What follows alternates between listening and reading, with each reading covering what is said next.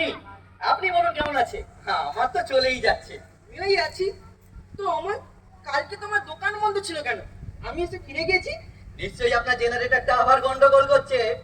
আরে হ্যাঁ ভাই, লোডশেডিং এর যা উপদ্রব, তাতে আর জেনারেটর ছাড়া চলবে কি করে?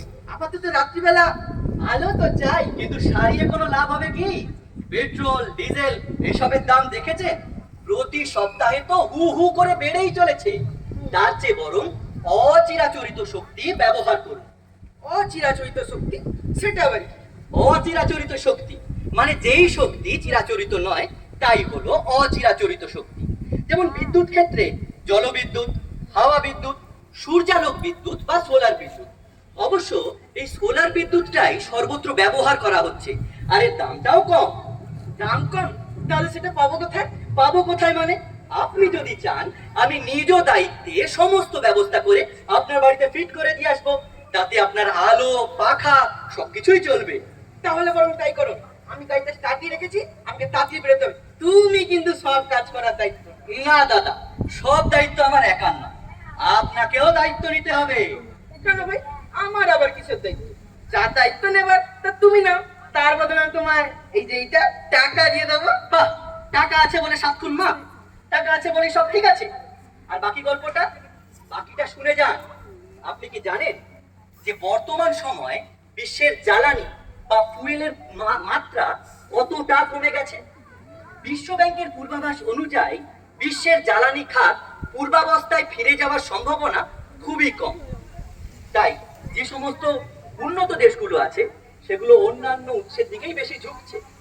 এই হেন পরিস্থিতির সাথে মোকাবিলা করতে সরকারের পাশাপাশি আমি, আপনি, আপনারা অর্থাৎ আমরা সবাই এই দেশের তথা এই গোটা বিশ্বের জনগণ সরকারের পাশে দাঁড়াতে পারি।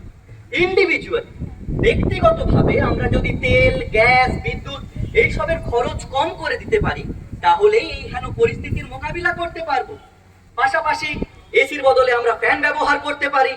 তারপরে গিজার, রাইস কুকার, এসি, তারপরে আরো যে সমস্ত ইলেকট্রিক্যাল অ্যাপ্লায়েন্সেস গুলো আছে যেমন rice cooker, induction oven, microwave oven, সেইগুলোর ব্যবহারও কমিয়ে দিতে পারি।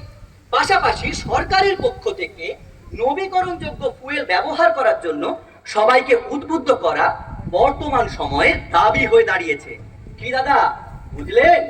সবই তো বুঝলাম অমল, কিন্তু একটা কথা আমি এখন অব্দি বুঝতে পারছি না। শুনুন দাদা, এই গ্লোবাল ওয়ার্মিং এর মূল কারণ কিন্তু গাছ কাটা বা এসি চালানো নয়। মূল কারণ হচ্ছে ভোগ নির্ভর অর্থনীতি। এই গ্লোবাল ওয়ার্মিং কমাতে গেলে দূষণ কমাতে হবে আর ভোগ নির্ভর অর্থনীতি কমাতে হবে, তাহলেই সব ঠিক থাকবে। শিল্প উৎপাদন কম হলে তত বেশি গ্রিন হাউস গ্যাস কম বেরোবে আর তত গ্লোবাল ওয়ার্মিং কম হবে। তাহলে কি হলো দাঁড়ালে না, শেষে কি হলো? শিল্প উৎপাদন করতে হবে, কলকারখানা স্থাপন করতে হবে, কিন্তু তা অবশ্যই প্রকৃতির সঙ্গে সামঞ্জস্য রেখে। বুঝলেন দাদা?